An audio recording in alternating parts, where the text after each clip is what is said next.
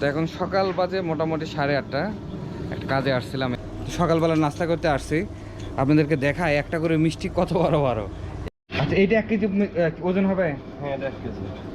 1 KG. এগুলো এগুলো আমার কেজি কীরকম দাম? দাম হচ্ছে 280-300 টাকা। আচ্ছা, 280-300। এটাও কি 1 কেজি হবে? হ্যাঁ, এটা 1 কেজি, এটা একটু বেশি।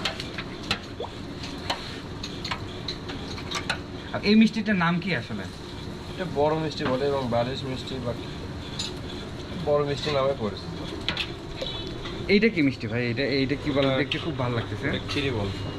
খিরিবন। আচ্ছা, খাইতে কোনটা ভালো লাগে? মিষ্টি সবগুলাই খাইতে ভালো।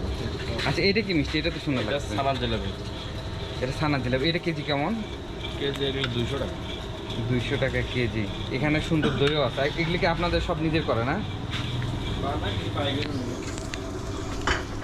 আচ্ছা, এখানে সকালে নাস্তা করব এবং আপনাদেরকে এই মিষ্টির দোকানটা দেখাইলাম। আপনারা কেউ যদি এদিকে আসেন, এই দোকান থেকে বড় বড় মিষ্টি খাইতে পারবেন। হ্যাঁ, আর এই যে ডিম ভাজতেছে ভাই। এই আমাদের তো ইয়ে ভাজছে, ডিম ভাজতেছেন না?